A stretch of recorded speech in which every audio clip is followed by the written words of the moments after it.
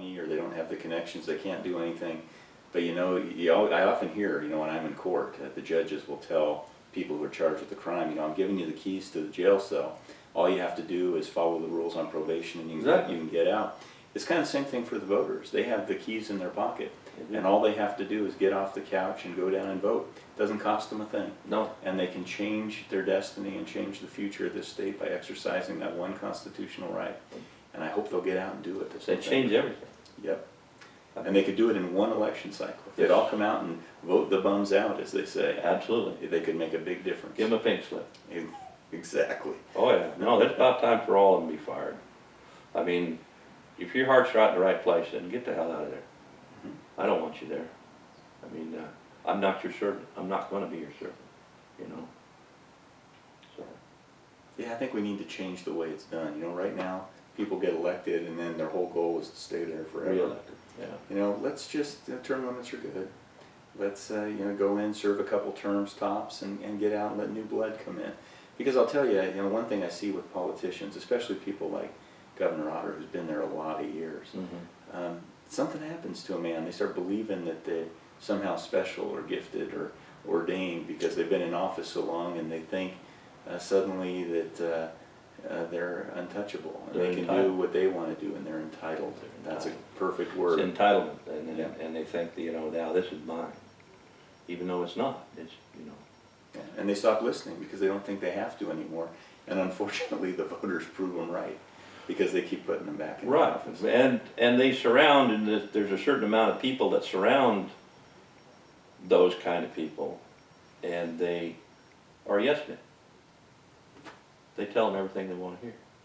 And that's probably why they start believing all of it. Yeah, that's right. You know, they talk about that, especially in federal politics, the president living in a bubble, you know. He surrounds himself with yes men and he thinks he's making all the right calls. But that's a road to disaster right there. Well, there's no thought, no experience, no, I mean, I don't know. They're just, I don't think that they're in control anyway. I think they've got strings being pulled on them. You know, what do you think about, well, obviously you believe that Idaho is a sovereign state. I do. And I think the federal jurisdiction stops at the boundaries. Yeah, I think that the states were always meant to be sovereign, and we have just given up our rights like nobody's business, because really the federal government scares us into doing it. Or they throw money at us and say, you want the money, you got to follow our rules. Well, it suck you in. Yeah. Feed you money, and then pretty soon you're on the hook to the point where you can't do anything. Oh, you've got to sign on with us because you can't operate. You don't have the funds. That's right. And Idaho's become dependent on those federal dollars so much that we can't tell them to take a hike. Yeah. Well, you're going to have to bite the bullet and do it. Right. No, that's exactly right. You got to wean ourselves off of that federal money, and so that's the only way we're going to be able to assert our sovereignty again. Well, we got to be self-sufficient. We got to manufacture. We've got the agricultural part of it. We've got the timber. You got the mining. You've got all that stuff. We, you know, take the EPA and shove them back where they belong. You know, and those guys are nuts. But they put on restrictions on stuff to where it becomes unfeasible to do anything. I mean, you have to have impact statements. And a friend of mine drilled a well, and it's a natural hot water well. There's that, you know, hot springs there, and it's kind of artesian. Well, they got a permit to drill a well. Well, he punched a well and then punched through, and the water temperature on his well rate got higher. So he got into hotter water. Well, the inspector came in there and says, well, you don't have a permit to drill that deep. He said, what? He says, you don't have a permit to drill that deep. You had a permit to drill a well. Yeah, but you only had 360 feet. So he had to get buy another permit because he punched past 360, which is ridiculous. Yeah, it's too much regulation. It's a well, for goodness sake. And what they're trying to do to the cattlemen and, you know, the grazing rights and all this stuff, they're trying to, you know, you graze the forest in the winter and the desert in the summer, which is just completely backwards. You know, and so the whole thing is just backwards. The whole thing is. I mean, it's common sense doesn't exist in a politician as far as I'm concerned. I mean, other than, sounds like you got some. Well, you know, I think I know what I don't know. You know, that's really important. That's half the battle. You can't go in and I mean, there's no politician who's going to know everything about everything. But what's important is that they have the right principles in mind, Right. and that they listen to the people, and they exercise a good amount of common sense, like you said. Right. And you're not doing it because the people with money are asking you to do it, Yeah. or the Republicans or the Democrats nationally are asking you to do it. You do it because the people of Idaho ask you to do it, Right. and because it's the right thing to do. Exactly, I agree 100%, yeah.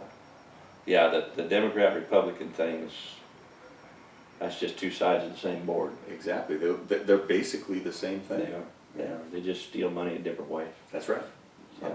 Steal money in different ways and use it for different Oh, yeah. different things, but it's But still it's always to the detriment of you. That's right. Well, it's still taking money out of our pockets. Yeah. That's Oh, the yeah. thing. Yeah, that's the thing, in order to give something to somebody, they gotta take it from somebody else, because they don't generate any of it. Right.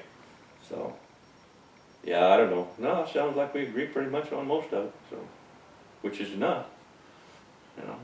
Well, I think the big thing is we agree that there needs to be something different sitting in government, and it needs to be something that listens to the people, and somebody who has the right principles. And for Idaho, those are those traditional conservative principles. Well, we're not down the road as far as a lot of states, as far as being taken over. I mean, there's a lot of independent people in this state, and of course we got a lot of outside influence. California's there's a lot of them come up in here. Good or bad, I mean, I met a lot of people, they're nice people, they're great people, and they don't want to change it, but there's a certain amount of them people that, they want to make this just like what they left. And I look at them and I say, why?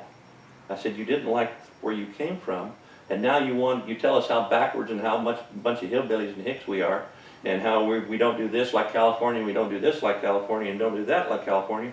So why the hell did you leave? And why move to a place you don't like it? So And I said, if you like it so much, I'll help you pack your stuff, and I'll run you to the border. Hell, that's no problem. yeah, So. there's another breed too of Californians though that come here. The people who liked California and the way it was run under Reagan's administration when he was the governor, and then California. I mean, they were talking about down the road. They're down the road. Yeah. And so I see a lot of conservative Californians looking for that conservative Sure. lifestyle again, and they come here and they're very happy. Sure. Well, they're happy with Idaho the way it was when they moved here, but they're unhappy now because they see Idaho starting to slide the way Doing of the same California. thing. Oh. And that's the reason they left California to begin with. So I think you're right. I think there's a couple different breeds of Californians that are I've here. met both of them. Yeah. And Well, some it's- of them are fighting the good fight. Well, I mean, yeah, and that's what we need, and that's what we're after. I mean, it's not a perfect state, but it's damn sight better than most of them. That's right. And so I figured it's worth fighting for, and that's kind of how all this got started. And Michael, he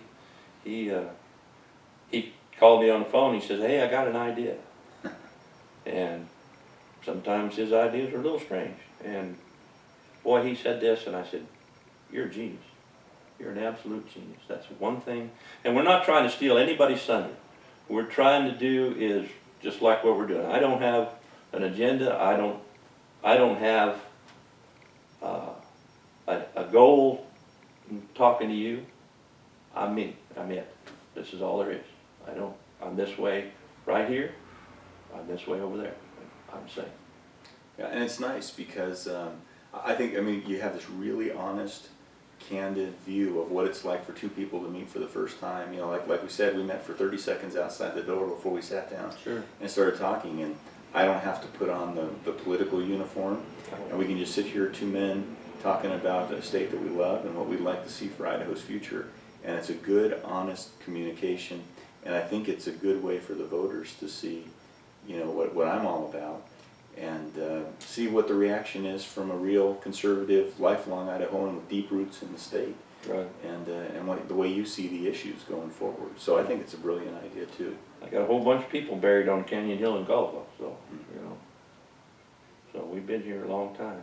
And like I say, my grandfather homesteaded out there in 1903. So, So you're out in the Riverside community out there? on the no, river? Big Bend. I'm not It's familiar. actually into Oregon. If Okay. they drew a straight line right there for whatever reason, I don't know why they did, but they drew a straight line, and we're on the Idaho side of Oregon. There's only about a 10 square mile spot there. Okay, now I know exactly what you're talking Yeah. about. Anyway, that's where I grew up. And I had 500 miles of sagebrush to play in when I was a kid, which is probably a good thing.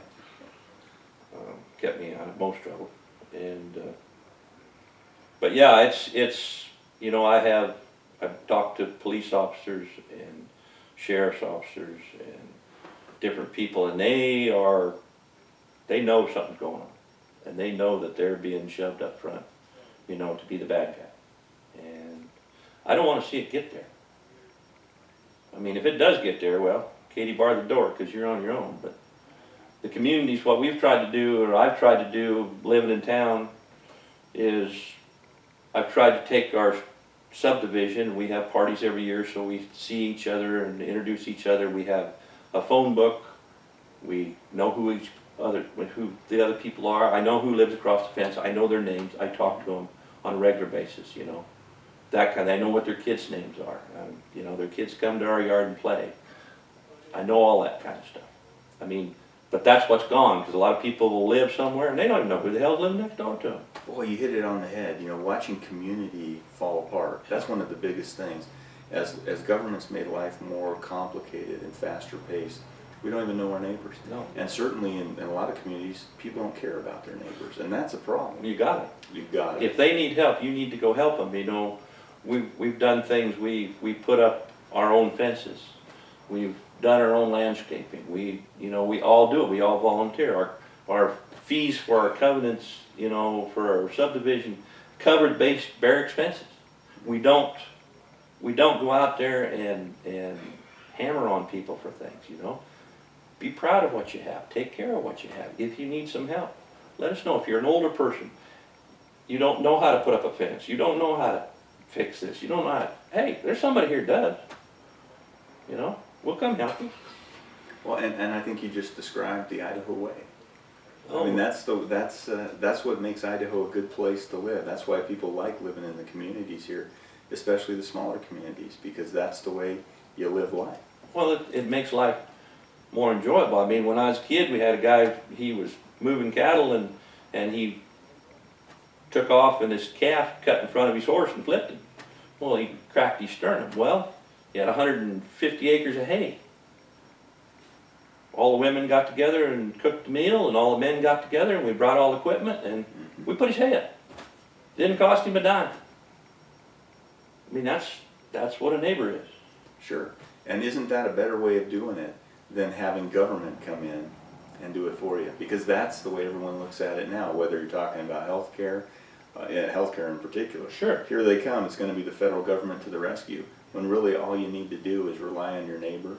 And you know, Idaho can do it on its own. You don't need these other people coming in to help. The thing I've learned about the federal government, you're going to get twice the cost and half the results. So. That's right. Yeah, isn't that true? At least half of the money's going to go to administrating Somewhere whatever else. the program is. Yeah. No, Yeah. That's just a simple way of looking at it.